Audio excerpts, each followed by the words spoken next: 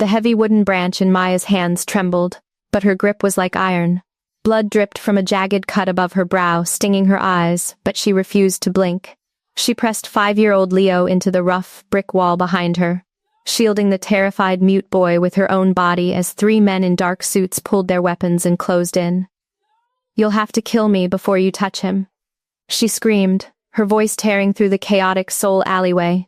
She thought she was just protecting her strict billionaire boss's son from a random kidnapping. She had absolutely no idea that the men she was fighting were rival cartel hitmen. And she definitely didn't know that Leo's father, the most lethal mafia king in South Korea, was watching her bleed for his bloodline from the tinted windows of a black SUV just across the street, and her fierce loyalty had just made him dangerously obsessed. Welcome back to Annie's Empire of Love, my beautiful family. If you love fiercely protective alpha males, absolute slow burn tension, and a strong, beautiful black woman who will literally fight off a cartel to protect the people she cares about, you are in exactly the right place. Before we dive into how a struggling nursing student accidentally stole the heart of South Korea's most ruthless mafia king, make sure you hit that subscribe button, smash the like button, and turn on the notification bell so you never miss a new romance. Grab your snacks, get comfortable, and let's find out how this dangerous obsession really began. Obsessed. 3 weeks earlier, the heavy wrought iron gates of the sprawling Seongbuk-dong estate had looked like the entrance to a modern fortress. Maya stood in the back of the sleek, black private town car that had been sent to collect her, her hands nervously smoothing out the wrinkles in her cheap thrifted blazer. She was 24 years old, a third-year pediatric nursing student drowning in a suffocating ocean of student loans and past due rent notices. Just yesterday morning, she had been staring at a final eviction warning taped to her apartment door, wondering if she was going to have to drop out of her clinical rotations just to survive. Then came the phone call that changed everything. A high-end private domestic agency had reviewed her medical files and offered her a live-in nanny position. The salary they quoted for a single month was enough to pay off her entire year's tuition and secure her housing. It was a miracle, a desperate, unbelievable lifeline. The town car rolled to a slow stop on the circular cobblestone driveway. Maya stepped out into the crisp autumn air, her breath catching in her throat. The estate was a masterpiece of cold, minimalist architecture. Soaring walls of tinted glass, dark steel and black marble, surrounded by high concrete walls topped with discreet, state-of-the-art security cameras. It didn't look like a family home. It looked like a billionaire's impenetrable vault. She was escorted inside by a tall, broad-shouldered man in a dark suit who introduced himself only as Ji-hoon. He didn't smile. In fact, no one in the massive, echoing foyer seemed to smile. The air inside the house was perfectly climate-controlled, yet it felt heavy, carrying an oppressive, silent weight that made the hair on the back of Maya's neck stand up. "The chairman will see you now," Ji-hoon said, gesturing toward a pair of towering mahogany doors. Maya swallowed her nerves, gripping her worn leather tote bag, and stepped into the sprawling home office. The room was bathed in the cool gray light filtering through floor-to-ceiling windows. Standing with his back to her, staring out over the manicured grounds, was Tae-jin. Even from behind, his presence was overwhelming. He wore a masterfully tailored dark charcoal suit that stretched across broad, powerful shoulders and tapered down to a narrow waist. When he turned around, Maya felt the air completely leave her lungs. Tae-jin was devastatingly handsome, possessing the kind of sharp, aristocratic Korean features that usually graced the covers of elite financial magazines. His jawline could cut glass, and his dark hair was styled with effortless, immaculate precision. But it was his eyes that completely froze her in place. They were pitch black, infinitely deep, and utterly devoid of warmth. They were the eyes of a man who calculated the cost of everything and everyone in the room. He didn't just look at her, he dissected her. Maya Vance Tae-jin's voice broke the silence. It was a deep, resonant baritone, a low rumble that vibrated straight through the floorboards and settled deep in her chest. His English was flawless, clipped with an icy authority. "You are younger than the agency implied." "I'm 24, sir," Maya said, fighting to keep her voice steady, refusing to break eye contact despite the overwhelming urge to look away from his intense stare. "I am in my 3rd year of pediatric trauma nursing." I understand you need someone with medical behavioral training for your son. Tae-jin slowly closed the distance between them. He moved with a terrifying predatory grace, completely silent, his heavy leather shoes making no sound against the Persian rug. When he stopped just a few feet away from her, Maya was suddenly hyper-aware of her own heartbeat. She could smell his cologne, a rich intoxicating blend of dark cedar, bergamot, and a faint metallic undertone that she couldn't quite place. My son Leo is 5 years old, Tae-jin stated, his dark eyes scanning the rich, dark brown skin of her face, lingering for a fraction of a second on the defiant set of her jaw. 14 months ago, he experienced a severe psychological trauma. I will not discuss the details of that incident with you. What you need to know is that he has not spoken a single word since that day. He is prone to night terrors, he isolates himself, and he does not trust strangers. 7 highly paid behavioral specialists have quit in the last 6 months because they lacked the patience to handle him. I am not easily frustrated, Mr. Rho, Maya answered softly, her nursing instincts instantly pushing past her intimidation. Her heart ached for the little boy she hadn't even met yet. A 5-year-old carrying that much silence was a boy carrying too much pain. I don't need him to talk to me. I just need him to know he's safe. For the first time, a microscopic shift occurred in Tae-jin's expression. The icy robotic CEO facade cracked just a fraction, revealing a brief flashing glimpse of a deeply fiercely protective father. He stared at her, analyzing the genuine raw empathy radiating from her words. Before Tae-jin could reply, a tiny sound came from the corner of the room. Maya turned. Peeking out from behind a heavy leather armchair was a small boy. Leo had big wide eyes and soft dark hair, clutching a worn-out plush tiger tightly to his chest. He looked impossibly small in the massive, sterile room. He stared at Maya with a heartbreaking mixture of curiosity and deep, paralyzing fear. Without waiting for Tae-jin's permission, Maya slowly lowered herself, dropping all the way down to her knees on the expensive rug, so she wouldn't tower over the boy. She didn't crowd him. She didn't force a loud, fake, overly enthusiastic greeting. She simply offered a warm, gentle smile, her dark eyes completely softening. "Hi, Leo," she whispered, her voice a soothing melody. "I like your tiger. He looks very brave." Leo didn't move.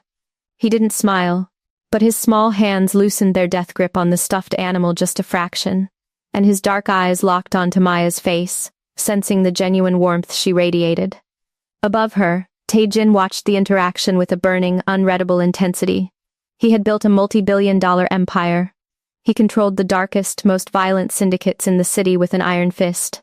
Yet all his power had been completely useless in fixing his broken son. Now, watching this beautiful, broke nursing student naturally lower her defenses to shield his boy, something dangerous and unfamiliar sparked in his chest. "You have the job, Miss Vance," Tae-jin declared, his voice suddenly cutting through the quiet room, devoid of any warmth. "Your salary has already been wired to your account. Your debts are currently being zeroed out by my financial team." Maya gasped, looking up at him in shock. "What? My debts?" "Sir, I didn't ask. I require my employees to have no outside distractions." Tae-jin interrupted smoothly, his tone leaving absolutely no room for debate. He stepped closer, towering over her as she remained kneeling on the floor. His presence was a heavy, suffocating blanket of pure authority. "But in exchange for this salary, there is one absolute, non-negotiable rule." Maya slowly stood up, brushing off her knees, her heart hammering against her ribs as she faced the imposing billionaire. "What is the rule, sir?" Tae-jin's eyes darkened into black voids, his jaw clenching as he leaned in slightly. The air around him seemed to drop 10 degrees.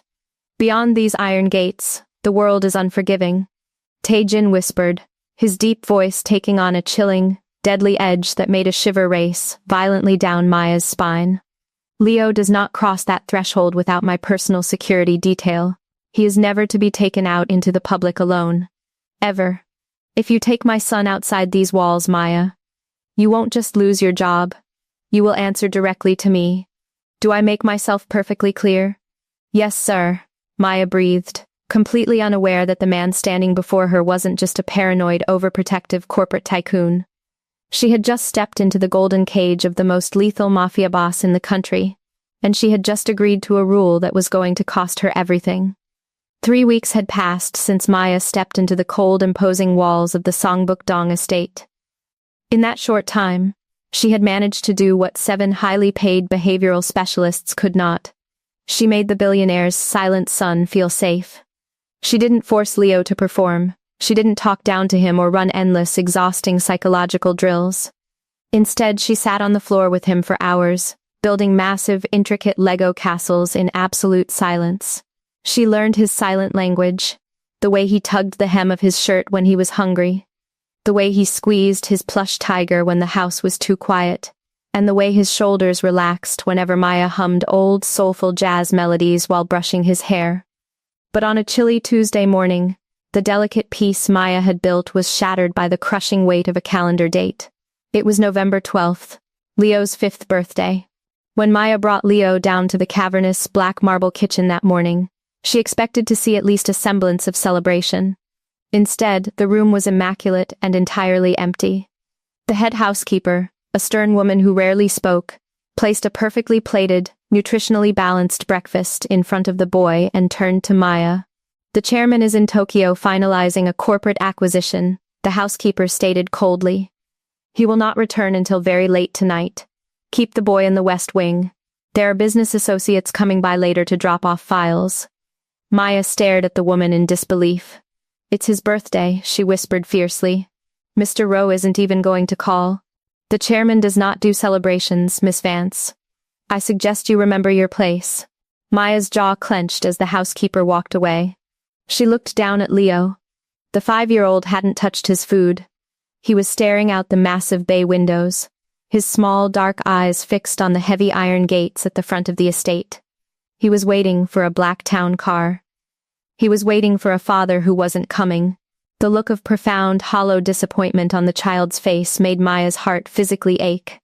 By 3 in the afternoon, Leo was sitting in the corner of his playroom, his knees pulled up to his chest, burying his face in his stuffed tiger. He looked completely defeated by the world. Maya couldn't take it anymore. The strict, terrifying warning Tae-jin had given her echoed in the back of her mind. "If you take my son outside these walls, you won't just lose your job. You will answer directly to me." But looking at the depressed, silent boy, Maya's pediatric nursing instincts, her deep, raw maternal empathy, completely overrode her fear of a strict corporate boss. "It's just down the street," she rationalized to herself. "The neighborhood is crawling with private security and cameras. We will be gone for 20 minutes. I just want to get him a scoop of ice cream." "Come on, Leo," Maya said softly, grabbing his thick wool coat. "We're going on a secret mission." Bypassing the front gates, Maya slipped out through a secondary garden exit meant for the landscaping staff. She held Leo's small, warm hand tightly in hers as they walked down the pristine, tree-lined sidewalk. The crisp autumn air bit at her cheeks, but the sheer relief of being out of the suffocating mansion felt intoxicating. They made it to the corner gelato shop without incident. For the first time in 3 weeks, as Leo held a small cup of bright pink strawberry gelato, sitting on a wooden bench in the nearby neighborhood park, Maya saw it. The boy's lips twitched, turning upward into a tiny fragile smile. Maya beamed, brushing a stray dark curl from his forehead. "See? I told you it was good. Happy birthday, little man." She felt a surge of triumph. She had done the right thing. But Maya didn't know that Tae-jin Rho wasn't in Tokyo for a corporate acquisition. He was dealing with a volatile, highly dangerous underworld syndicate dispute.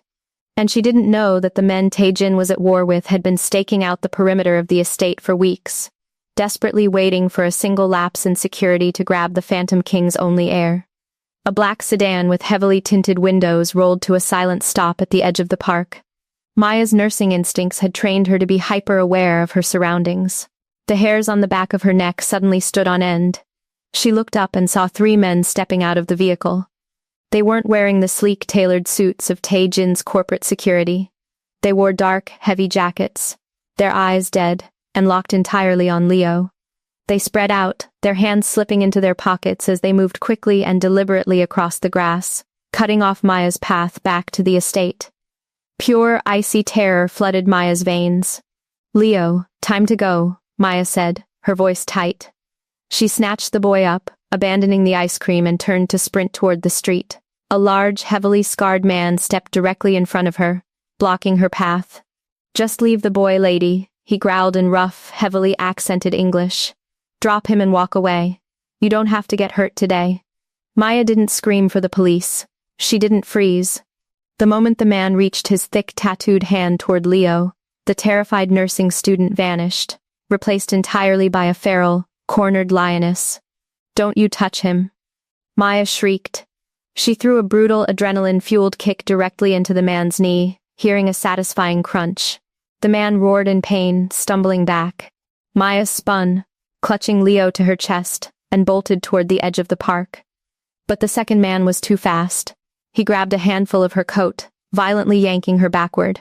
Maya hit the concrete pathway hard, scraping her elbows, her head smacking against the pavement. Her vision flashed white with pain, and warm blood instantly began to trail down her forehead. But her arms never loosened their death grip on the 5-year-old boy. Leo buried his face into her neck, shaking violently, completely silent. "Grab the kid." The third man yelled, lunging forward. Maya scrambled backward like a wild animal, her hand desperately searching the ground until her fingers closed around a thick, heavy, fallen oak branch.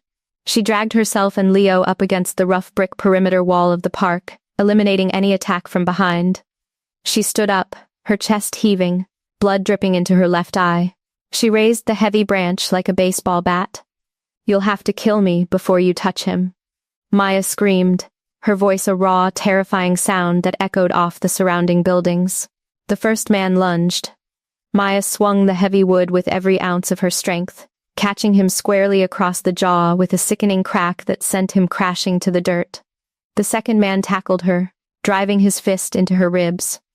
The pain was blinding, stealing the breath from her lungs, but Maya fought back with terrifying savagery. She bit. She scratched. She kicked. She turned herself into an impenetrable, vicious human shield over the billionaire's son. The hitmen were seasoned cartel enforcers, but they were completely caught off guard by the sheer, suicidal ferocity of this nanny. She wasn't fighting to survive, she was fighting to make sure the boy survived. Suddenly, the piercing, deafening shriek of police sirens shattered the air, immediately followed by the aggressive roar of 3 heavily armored black SUVs tearing around the corner, hopping the curb, and tearing onto the park grass. "Security, let's go," one of the bleeding hitmen yelled, his eyes widening in panic as armed men began to pour out of the SUVs. The cartel enforcers scrambled back to their sedan, peeling out down the street just as the estate's security detail swarmed the park. The heavy branch slipped from Maya's bloody, trembling fingers, clattering onto the concrete. The adrenaline instantly crashed, leaving her legs feeling like water. She sank to her knees against the brick wall, coughing as the pain in her ribs flared. She didn't look at the guards. She didn't ask for a medic. She just pulled a trembling, unharmed Leo tightly into her chest, burying her bloody face into his soft hair, rocking him back and forth. She had broken the rule. She knew her career was over, and she knew the terrifying CEO was going to destroy her. But as she felt the boy's small arms wrap tightly around her neck, holding on to her like she was his entire world, Maya knew she would do it all over again in a heartbeat. The convoy of armored SUVs tore through the iron gates of the Seongbuk-dong estate, their tires screaming against the cobblestone driveway. Inside the back of the lead vehicle, Maya sat completely frozen, her arms locked in a death grip around Leo. The 5-year-old had buried his face into the collar of her ruined, blood-stained coat, his small fingers twisting into the fabric. The flashing red and blue lights from the police escorts bounced off the tinted windows, casting a chaotic, violent glow over the pristine courtyard. Maya's head throbbed with a blinding, sickening rhythm. The adrenaline that had turned her into a feral protector in the park was rapidly draining away, replaced by the crushing, terrifying reality of what she had done. She had broken the billionaire's one absolute rule. She had taken his heir outside the walls. She had almost gotten the boy kidnapped. Or worse. "He is going to destroy me," Maya thought, her chest tightening with panic as the vehicle doors were pulled open by heavily armed security guards. "He's going to have me arrested. My nursing career is over. My life is over." As she stepped out onto the driveway, her legs trembling so violently she nearly collapsed, the massive mahogany front doors of the mansion swung open. Tae-jin stood at the top of the stone steps. He hadn't been in Tokyo. He was here, dressed in a sharp, pitch-black suit, but the polished corporate facade was completely gone. In its place was a man radiating an aura of lethal, terrifying rage. The air around him felt so heavy, so thick with dark promises of violence, that even the estate's elite security personnel instinctively took a step back, lowering their eyes to the ground. Maya stopped at the bottom of the steps. She didn't have the strength to walk up. Blood was dripping from her brow, running down her cheek and soaking into the collar of her shirt. Her ribs screamed with every shallow breath. But she didn't let go of Leo. Tae-jin descended the stairs. He moved with a slow, predatory calculation, his heavy leather shoes echoing ominously in the silent courtyard. He stopped inches away from her. Up close, his dark eyes weren't just cold. They were black, bottomless voids of absolute fury. Maya squeezed her eyes shut, bracing for the explosion. She braced for the shouting, for him to rip the boy from her arms, for the police to step forward and place her in handcuffs. "I'm sorry," Maya whispered, her voice cracking, a single tear cutting through the blood on her cheek. It was his birthday. I just wanted to get him ice cream. I'm so sorry, Mr. Rho." But the shouting never came. Instead, a profound, suffocating silence fell over the driveway. Slowly, Maya opened her eyes. Tae-jin wasn't looking at her face.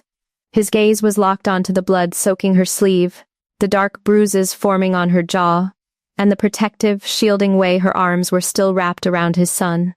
Tae-jin gently reached out and lifted Leo from Maya's grasp. The boy clung to his father's neck, still entirely mute, but safe, unharmed.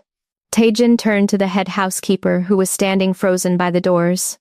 "Take my son to the east wing. Draw a warm bath. Do not leave his sight." As Leo was carried away, Tae-jin turned back to Maya. She swayed on her feet, the edges of her vision going dark. She expected him to order her off the property. Instead, his dark eyes locked onto hers with an intensity that made the breath catch in her throat. "Go to your quarters, Miss Vance," Tae-jin commanded, his deep baritone completely devoid of the rage she had expected. It was smooth, dark, and terrifyingly calm. "Do not speak to the police. Do not leave this house." Before Maya could process the command, a team of medical staff rushed forward to usher her inside. An hour later, deep beneath the sprawling mansion, the atmosphere in Tae-jin's underground surveillance center was entirely different. The room was a high-tech fortress of steel and glowing monitors, usually reserved for tracking rival cartel movements and monitoring his massive underworld empire. Tae-jin stood with his arms crossed over his broad chest, his jaw clenched so tightly a muscle ticked violently beneath his skin. Beside him stood Ji-hoon, his right-hand enforcer and the underboss of the syndicate. "Play it again," Tae-jin ordered, his voice a low, dangerous rumble. Ji-hoon tapped a key on the console.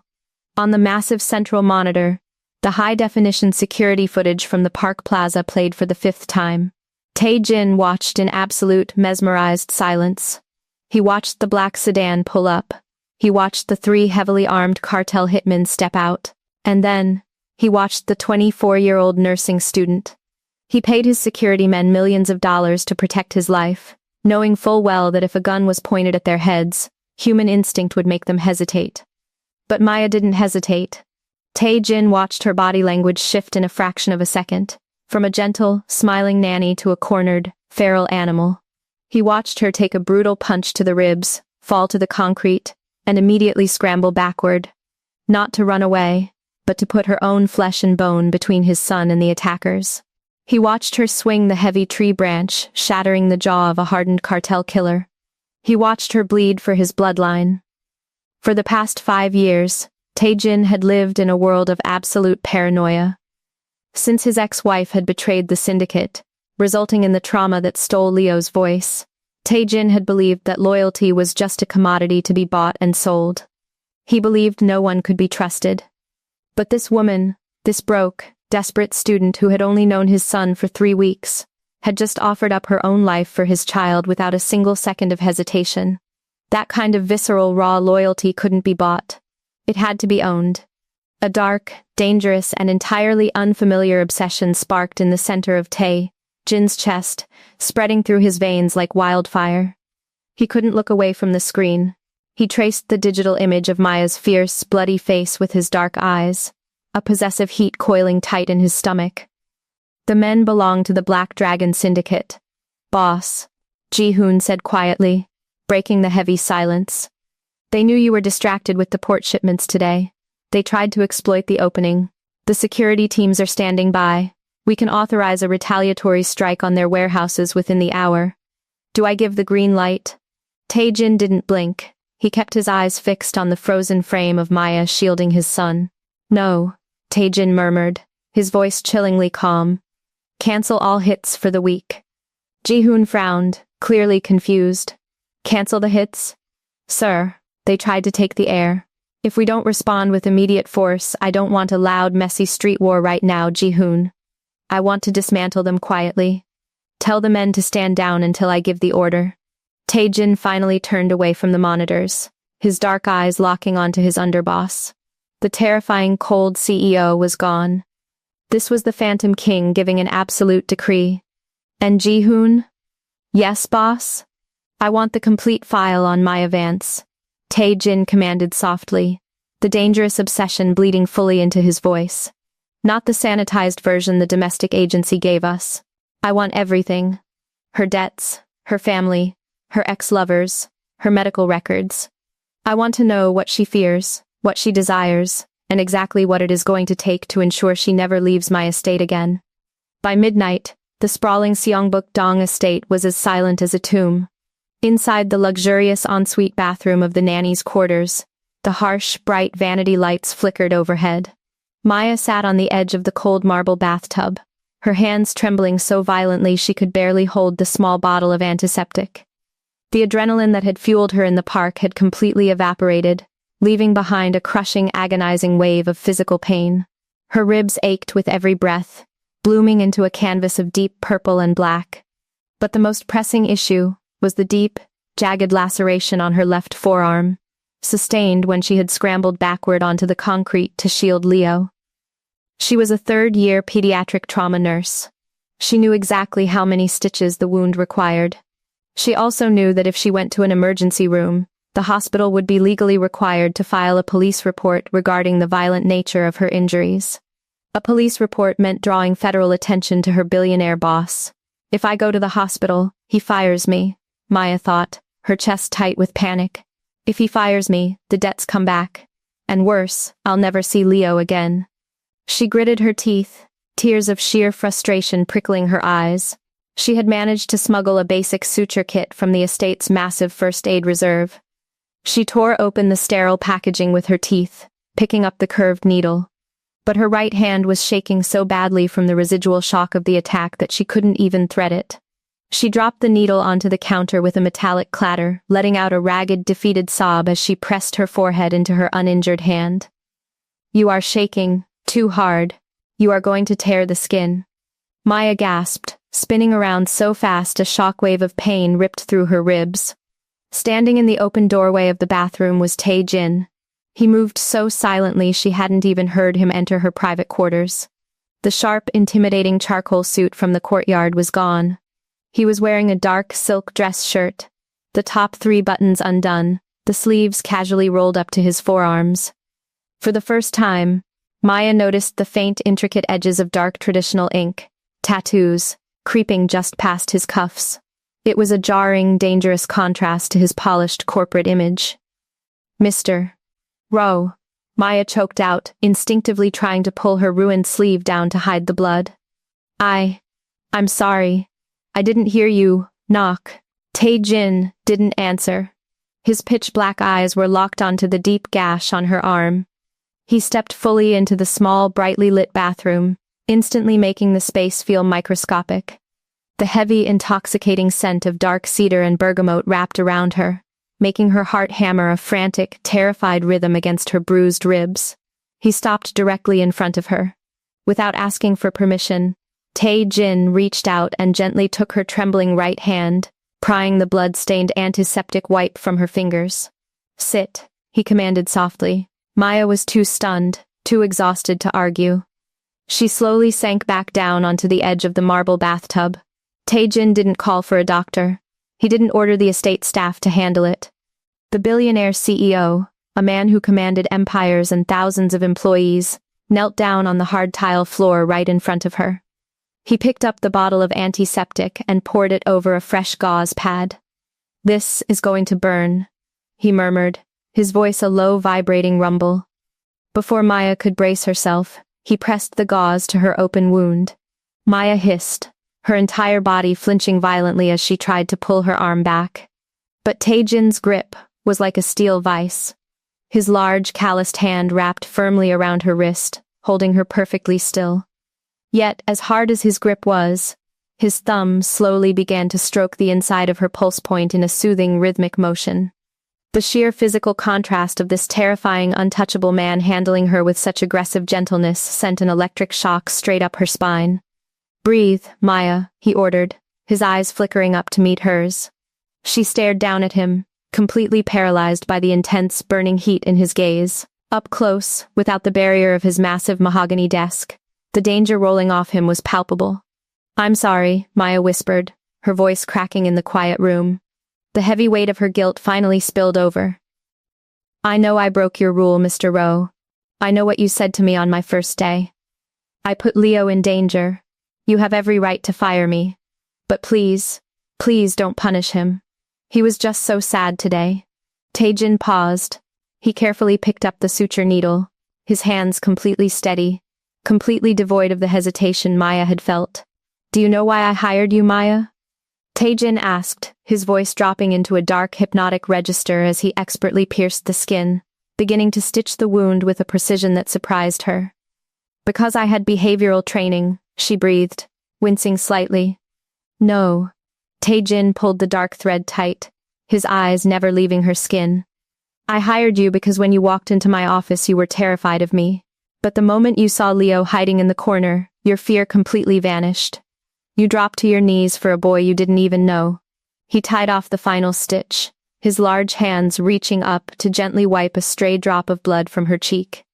Maya's breath hitched at the intimate contact. Her skin burned wherever his fingers brushed against her. "I told you the world outside these walls was unforgiving." Tae-jin continued, his voice darkening with a dangerous, possessive edge. He slowly stood up, towering over her once more. "I told you that if you took my son out there, you would answer to me. I expected my employees to follow my rules out of fear.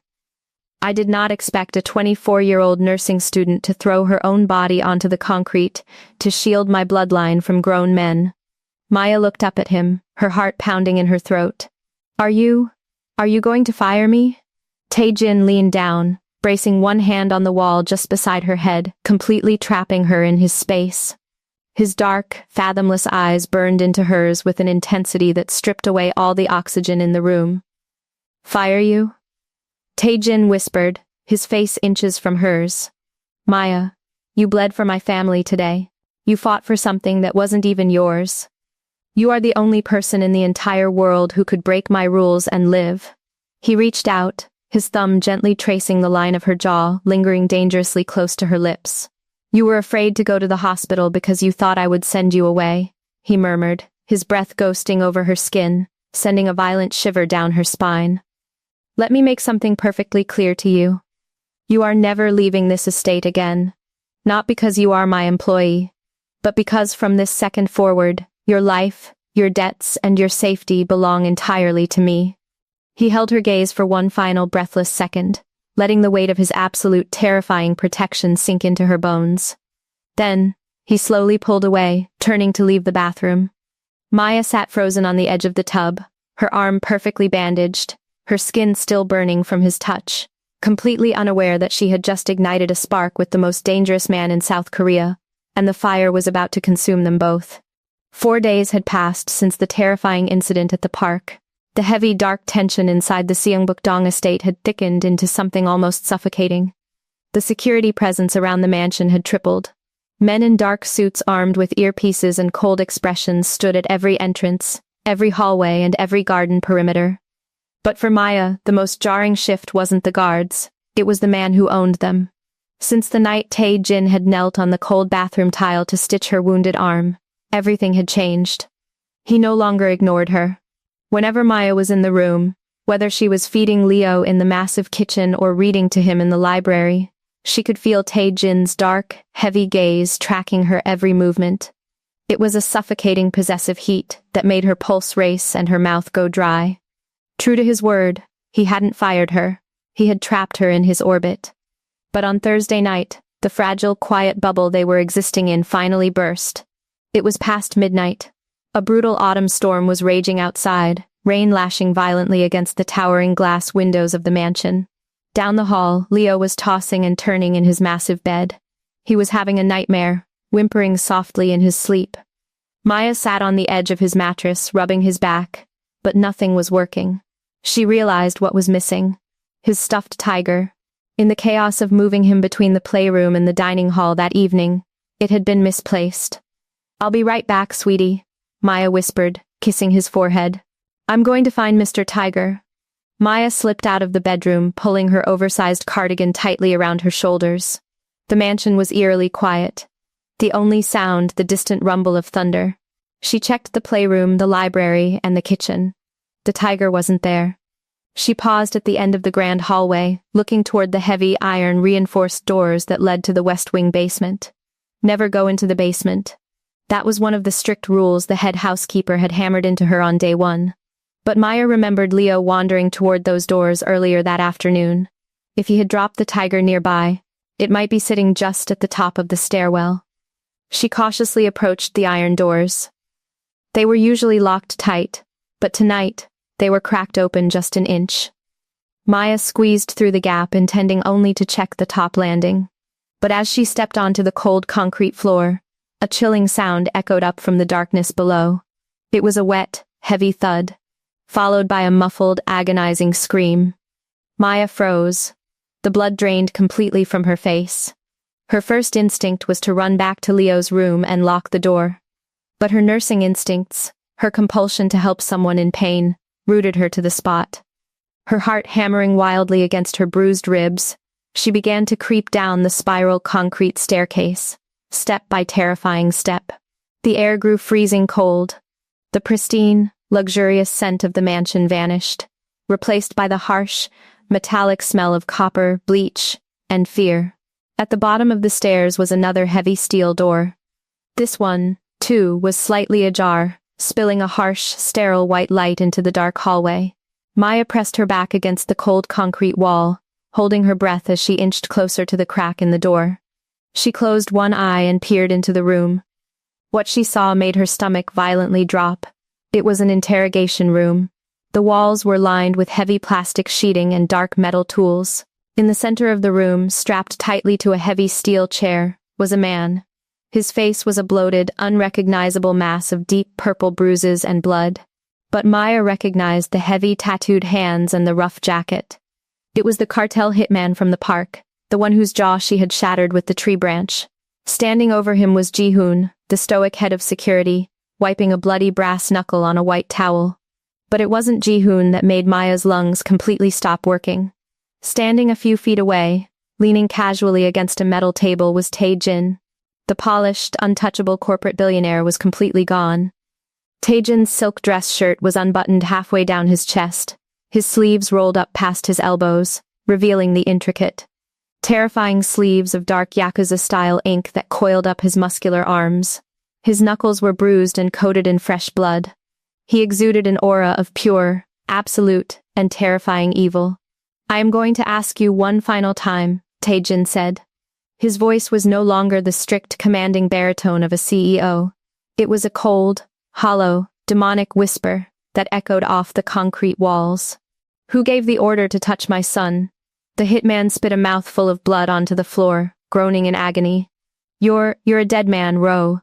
The Black Dragons, they're going to take your territory, they're going to take your heir, and they're going to take that little black bitch who hit me." The air in the room completely shattered. Tae-jin moved with a speed that didn't seem human. In a fraction of a second, he crossed the room, his large hand wrapping violently around the hitman's throat. He squeezed, lifting the massive man halfway out of the metal chair. "You do not speak her name." Tae-jin snarled, his black eyes blazing with a psychotic, possessive fury. "You do not even think about her. The Black Dragons are already dead. Their warehouses are burning right now. And you? You are going to be mailed back to your boss in very small boxes. Tae-jin pulled a heavy, serrated hunting knife from the table behind him. The steel gleamed under the harsh fluorescent lights. Behind the door, Maya's mind violently short-circuited. He's not a CEO, she thought, panic suffocating her brain, making her vision swim. He's not a corporate tycoon. He's the Mafia. He's the head of a cartel. The man who had gently stitched her arm. The man who paid her salary. The father of the sweet little boy she read bedtime stories to. Was a lethal, bloodthirsty underworld king. And she was locked inside his fortress. A wave of pure terror washed over her, completely paralyzing her muscles. In her panic, she took a tiny, involuntary step backward to flee. Scratch. The rubber sole of her shoe squeaked sharply against the concrete floor. It wasn't loud, but in the echoing silence of the basement, it sounded like a gunshot. Inside the room, the terrifying interrogation instantly stopped. Ji-hoon's hand dropped to the heavy pistol holstered at his waist, and Tae-jin, still holding the bloody knife, slowly turned his head. Through the tiny crack in the steel door, Maya's terrified, wide eyes met Tae-jin's pitch-black, lethal stare. He saw her. Maya gasped, clapping her hands over her mouth. She spun around and sprinted blindly up the dark concrete stairs, running for her life. But she knew the terrifying truth: there was nowhere to run. The Phantom King had seen her, and his golden cage was already locked. Maya's lungs burned as she sprinted blindly up the concrete spiral stairs, her heart hammering a frantic, violent rhythm against her bruised ribs. She didn't look back. She didn't dare. The terrifying image of Tae-jin, his white shirt unbuttoned, his arms covered in dark Yakuza ink, holding a bloody hunting knife, was permanently burned into her retinas. The man she had been living with, the man whose wounds she had gently cleaned, the man who paid off her student loans, was a monster.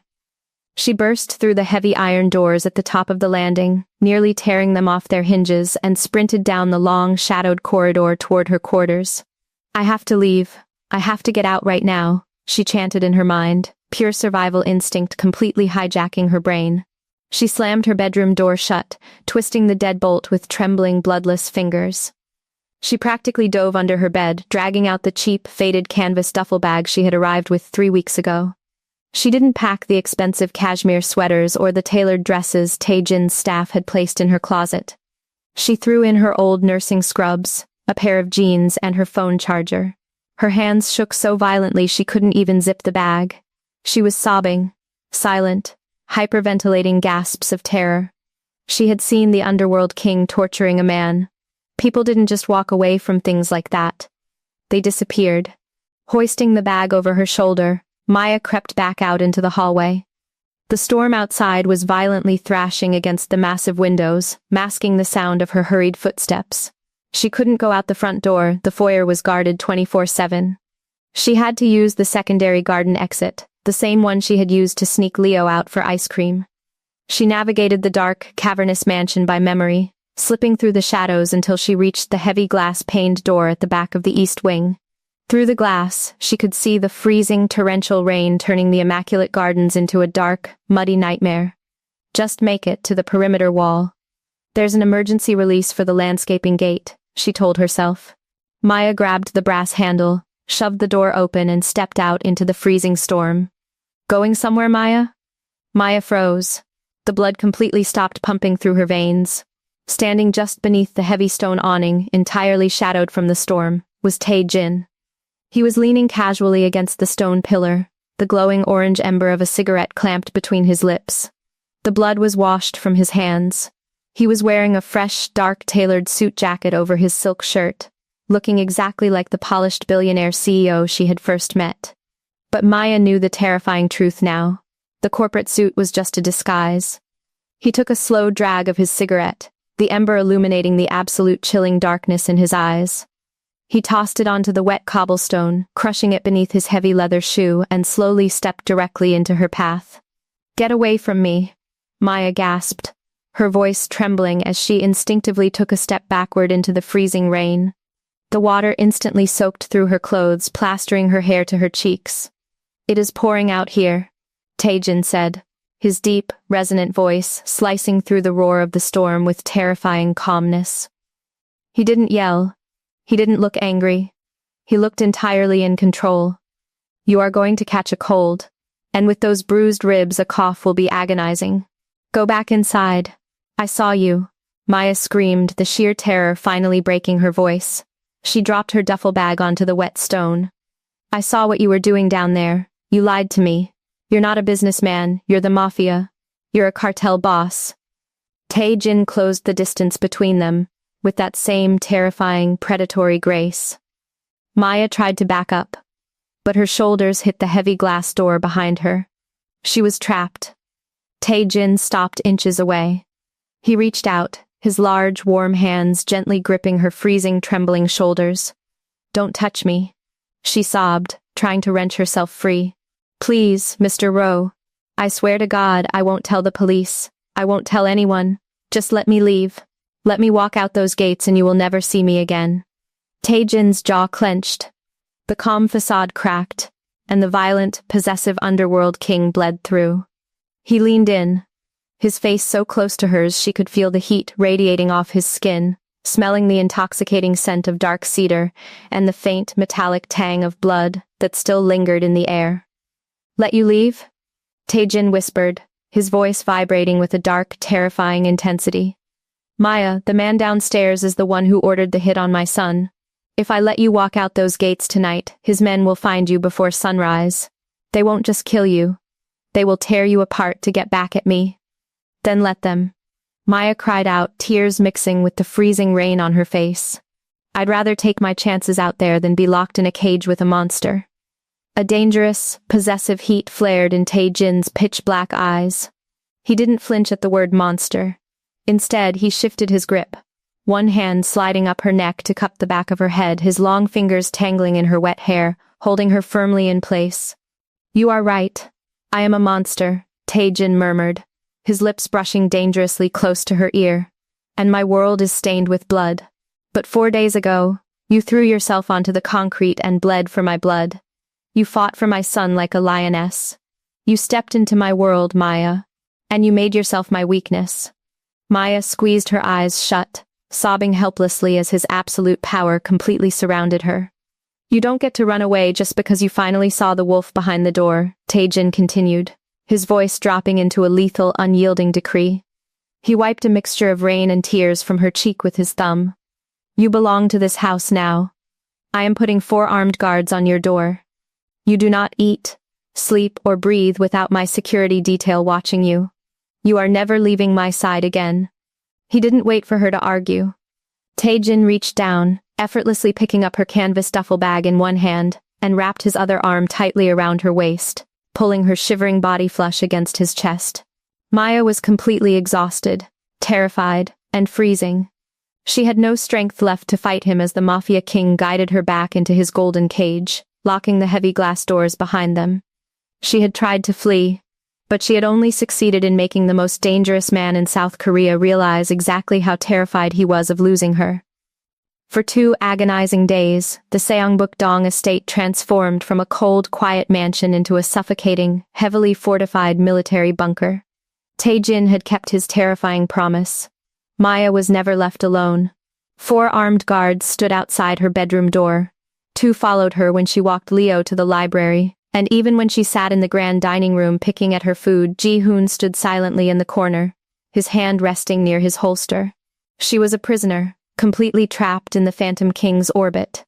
Yet what confused and terrified Maya the most wasn't the guards. It was Tae-jin himself. He was waging a brutal underground war against the Black Dragon Syndicate, systematically burning their empires to the ground for daring to touch his son.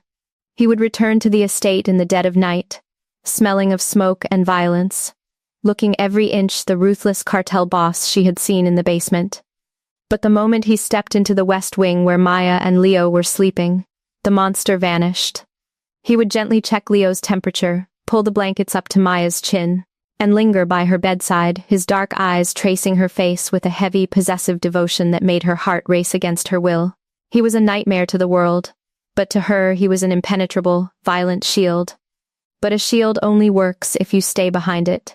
On Friday morning, Maya woke up with a burning fever.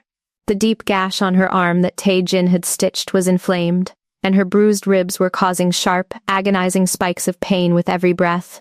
She needed antibiotics and an X-ray.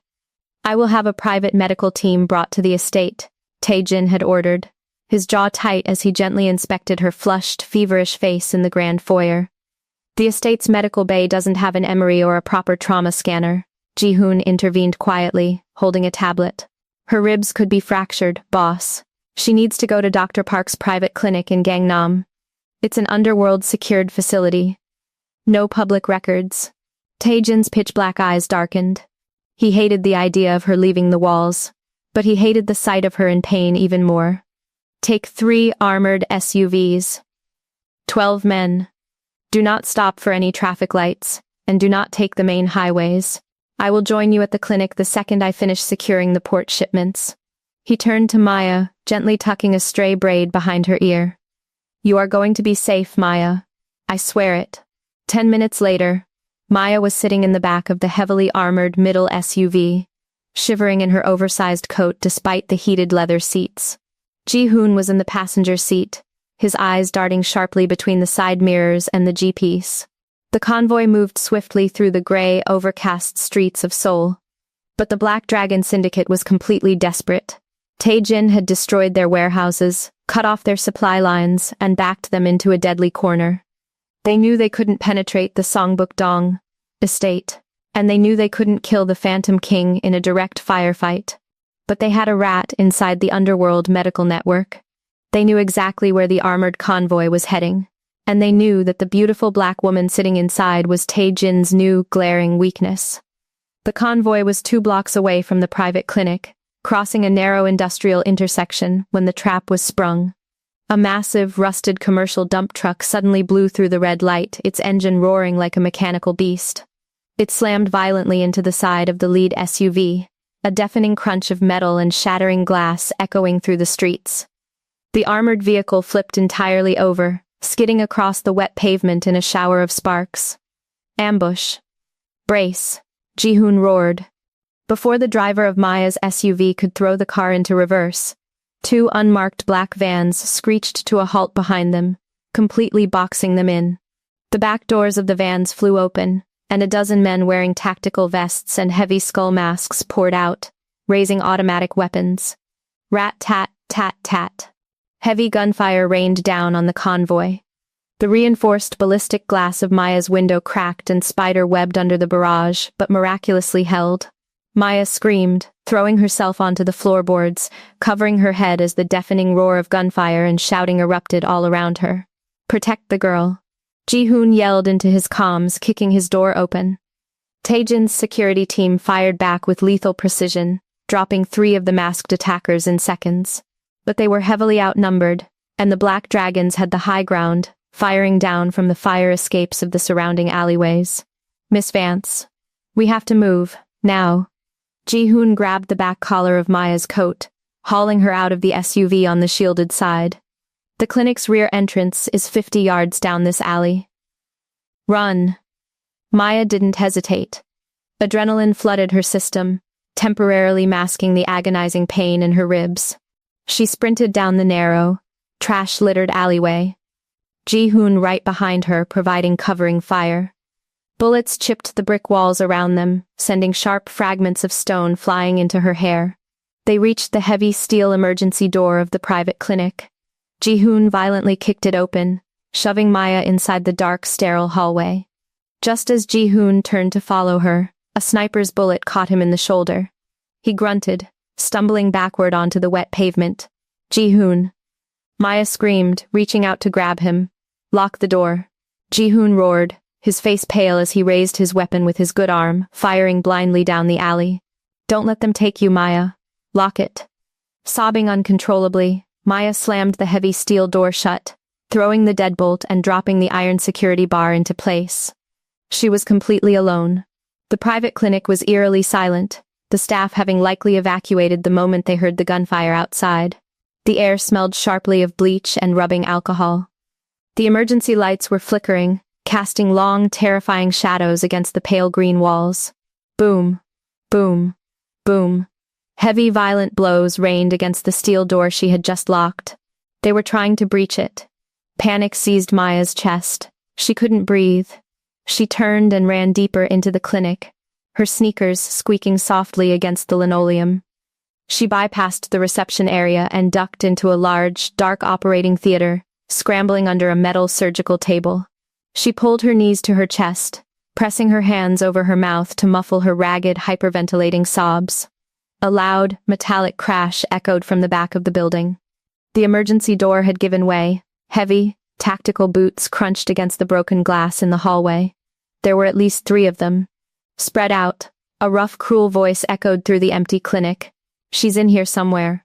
The boss wants her alive. We're going to use her to make the Phantom King surrender his entire territory." Maya squeezed her eyes shut, hot tears streaming down her face. She was a pediatric nurse. She was supposed to be studying for exams, not hiding under a surgical table while a cartel hunted her down. She thought about Leo's sweet, silent face. She thought about Tae-jin's dark, protective eyes. They were going to use her to destroy the man who had just paid off her debts. They were going to use her to ruin the family she had inadvertently become a part of. The heavy footsteps moved closer to the operating room. Squeak. Squeak. A shadow fell across the linoleum floor. Maya held her breath until her lungs burned, pressing herself flush against the metal legs of the table.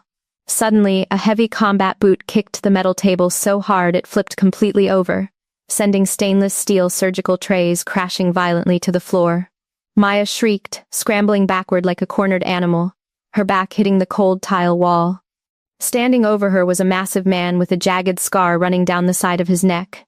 He wore a tactical vest and held a heavy pistol, a wicked, triumphant grin spreading across his face as he looked down at her terrified, trembling form.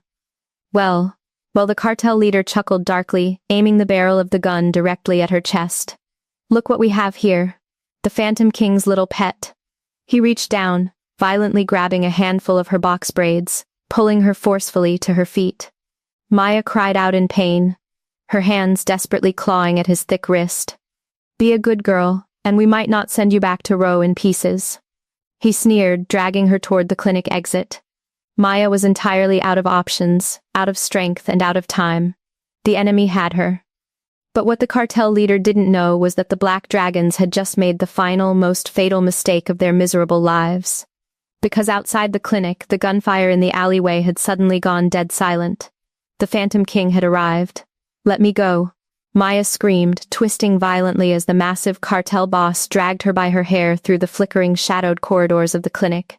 Her bruised ribs screamed in agony, and the fresh blood from her reopened arm wound dripped onto the linoleum floor. But she refused to stop fighting.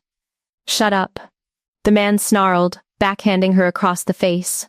The blow sent Maya crashing hard against the reception desk. Her vision swam with bright, dizzying spots, the metallic taste of blood instantly filling her mouth. "Watch the front," the boss barked to his 2 remaining men, hauling Maya back up by her collar and pressing the cold, heavy barrel of his pistol hard against her temple. "When Rho's men breach, we use the girl to negotiate a safe exit. He wants her alive, so he'll give us the territory. If he refuses, put a bullet in her knees." Maya squeezed her eyes shut, her chest heaving with terrified, ragged sobs. She was going to die here. And worse, she was going to be the reason Tae-jin lost his empire. But as the 3 men braced their weapons toward the shattered glass of the clinic's front entrance, a chilling, absolute silence fell over the building. The roaring gunfire outside in the alleyway had completely stopped. There were no sirens. There were no shouts of negotiation from Tae-jin's security team. There was only a heavy, suffocating quiet that made the hair on the back of Maya's neck stand straight up. "Boss," one of the cartel thugs whispered, taking a nervous step backward. Where did they go? Suddenly, the clinic's reinforced front doors didn't just open. They exploded. A deafening shockwave shattered every remaining pane of glass in the lobby as a customized black armored SUV drove straight up the concrete steps and smashed directly through the entrance, tearing the metal door frames out of the brickwork. A massive cloud of drywall dust and smoke plumed into the air, blinding the cartel men. "Fire! Fire!" The cartel boss roared, wildly shooting into the dust cloud. But the return fire wasn't a spray of desperate bullets. It was 3 single, deafening, silenced shots. Pfft, pfft, pfft. In less than 2 seconds, the 2 cartel thugs flanking Maya dropped to the floor, dead before they even realized what had hit them. The dust began to settle, swirling slowly under the flickering fluorescent lights. Through the haze, a figure stepped out from behind the ruined SUV. It was Tae-jin. He wasn't holding a phone to negotiate. He wasn't wearing his polished corporate suit. He was dressed in a dark tactical vest over a black shirt, his sleeves rolled up to expose the deadly Yakuza ink. In his right hand he held a sleek, suppressed heavy-caliber handgun. He moved with a terrifying, predatory calm, completely unbothered by the chaos around him. He didn't look like a CEO coming to rescue an employee. He looked like the Phantom King, stepping out of the shadows to collect a soul. Rho. The cartel boss screamed, his voice cracking with pure panic. He violently jerked Maya in front of him, pressing the barrel of his gun harder into her temple, hiding his massive body entirely behind her trembling frame. Drop the weapon. Drop it, or I blow her brains all over this floor. Tae-jin stopped moving.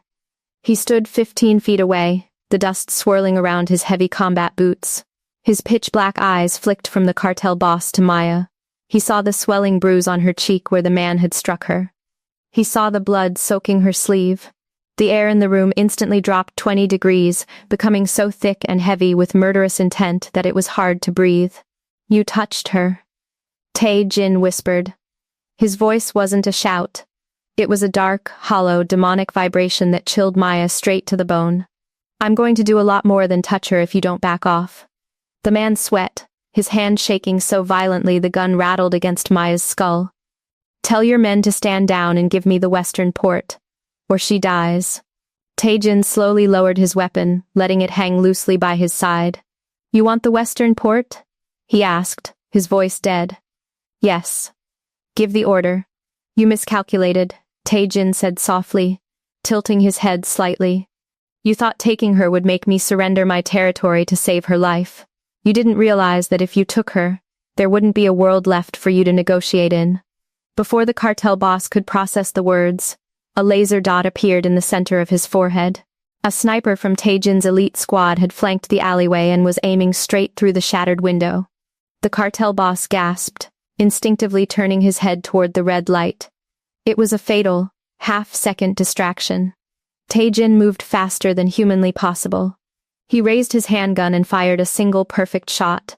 The bullet shattered the cartel boss's wrist. The man shrieked in agony, dropping the pistol and immediately letting go of Maya. Maya, down. Tae-jin roared. Maya dropped instantly to the floor, covering her head. Tae-jin didn't shoot the cartel boss again. He closed the 15 feet between them in 3 long strides, his face a mask of pure, unadulterated violence. The massive cartel leader tried to pull a secondary knife with his good hand, but Tae-jin grabbed his throat, violently slamming him backward onto the sharp, jagged remains of the glass reception desk. What followed was a terrifying, systematic display of absolute power. Tae-jin dismantled the massive man with brutal, bare-handed precision. Every strike was calculated to inflict maximum agony. He was completely unleashing the monster he kept hidden from the world, and he was doing it solely to ensure that this man, and anyone else watching, knew exactly what happened when you laid a hand on his queen. When the cartel boss finally fell unconscious to the floor, broken and bleeding, Tae-jin stepped back. His chest heaved, his knuckles coated in fresh blood. The terrifying aura of the underworld king was fully exposed under the harsh clinic lights. Maya remained frozen on the floor, trembling violently, staring at the carnage. She was terrified of the violence. She was terrified of him. Tae-jin dropped his weapon.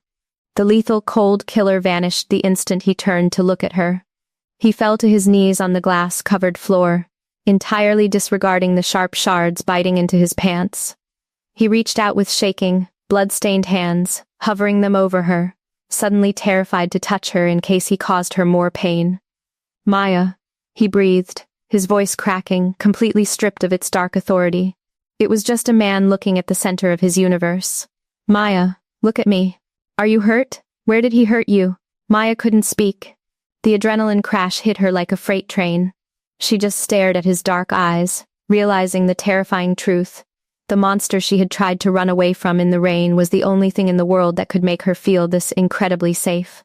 She let out a broken sob and practically threw herself forward, burying her face into his solid, tactical vest-clad chest.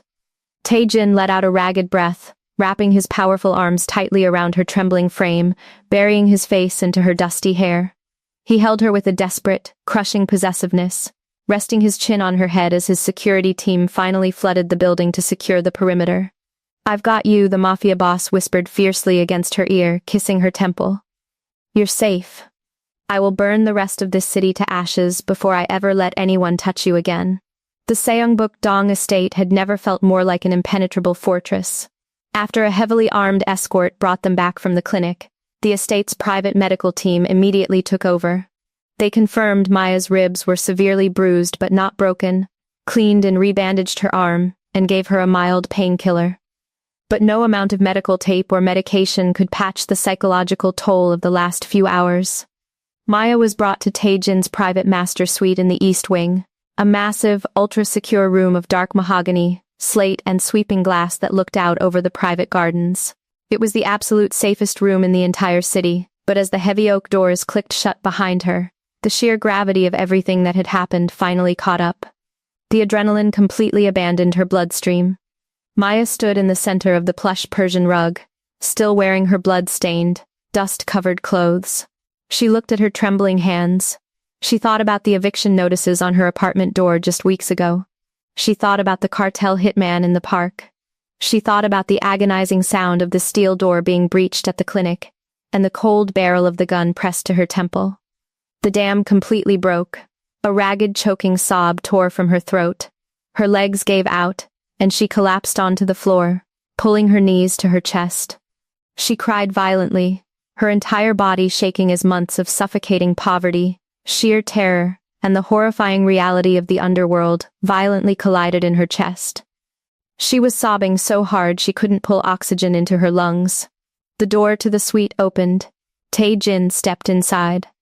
He had stripped off the tactical vest and the bloodied shirt, wearing only a pair of dark sweatpants, his bare, heavily tattooed chest rising and falling as he locked the door behind him. He looked exhausted, the lethal Phantom King finally giving way to the man beneath the armor. When he saw Maya collapsed on the floor, hyperventilating and shaking, he didn't call for the medical staff. He didn't tell her to be strong. Tae-jin crossed the massive room and dropped straight to his knees on the floor beside her. He pulled her forcefully into his chest, wrapping his large, powerful arms around her, burying his face in the crook of her neck. He held her with a desperate, anchoring tightness, letting her completely fall apart against him.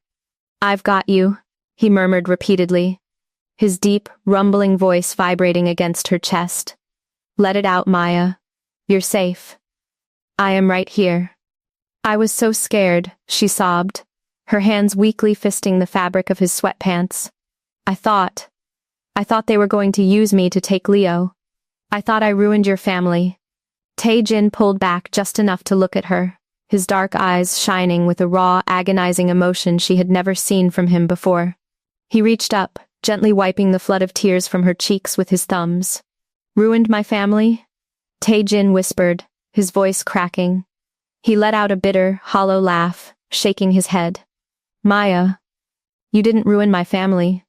You are the only reason I still have one."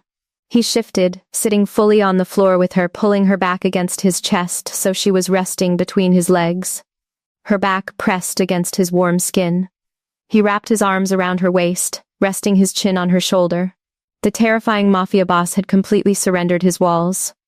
"Do you know why Leo stopped speaking?" Tae-jin asked quietly into the silent, dim room.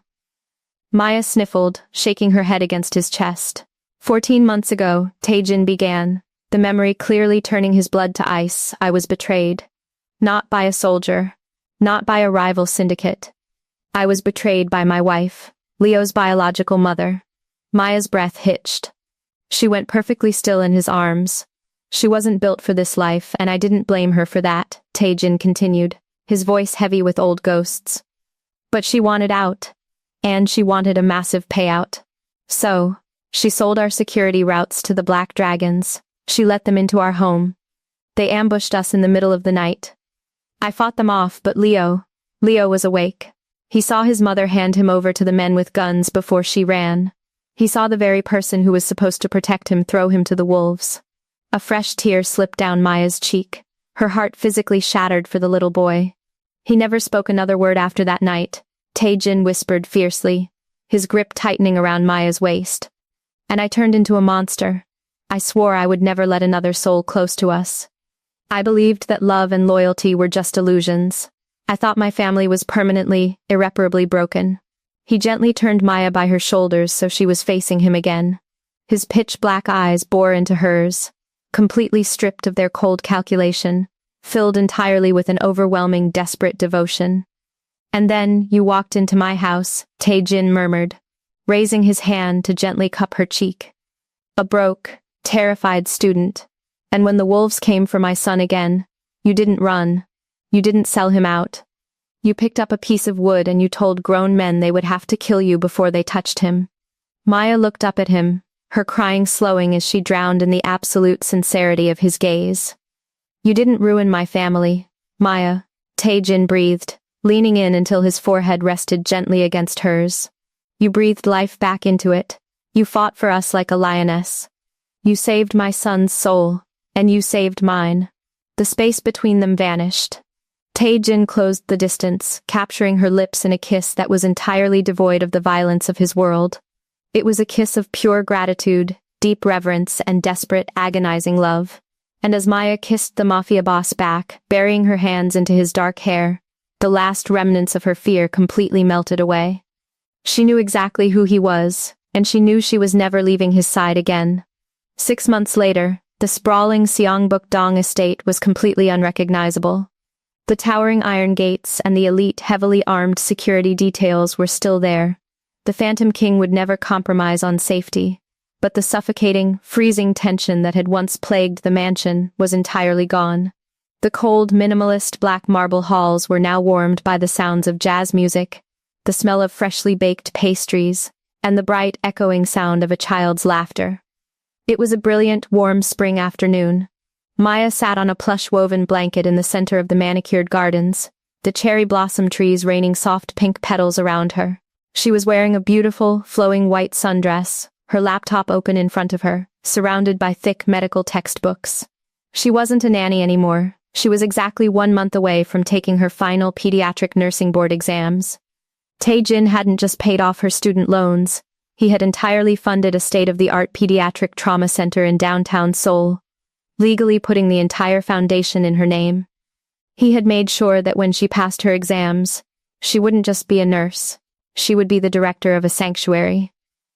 Maya, look. Maya looked up from her textbook, a bright, radiant smile breaking across her face. Running across the thick green grass was Leo. He was a completely different boy from the terrified, silent ghost she had met last autumn. He had grown a full inch. His cheeks were full and flushed with color, and his dark eyes sparkled with pure, unrestrained joy. But the biggest miracle of all was his voice. It had happened 3 months ago, on a quiet Sunday morning. Maya had burned a batch of pancakes, and the 6-year-old had suddenly giggled, pointing at the smoke and softly saying, "Uh-oh." Tae-jin had dropped a coffee mug, shattering it on the floor, and openly wept. Since that day, the dam had broken. Leo was a chatterbox filled with endless questions about the world. Leo barreled into Maya, throwing his arms around her neck. I caught a butterfly, but I let it go so it could find its family. That was very kind of you, my brave little tiger, Maya laughed, kissing his cheek and hugging him tightly. Did you show your dad? Show me what? The deep, resonant baritone sent a familiar, thrilling shiver straight down Maya's spine. Tae-jin strolled casually down the stone pathway toward them.